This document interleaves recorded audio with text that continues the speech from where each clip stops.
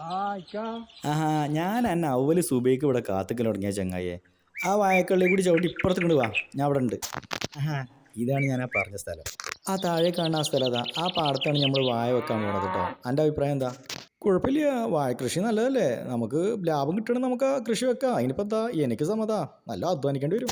ഇനിയൊരു പ്രവാസ ലോകത്തേക്കില്ല, ഇവിടെ കൂടാം. അപ്പം എന്നാലേ ഇപ്പൊ നമ്മളെ ബഷീറാഖാന്റെ തോട്ടാണിത്.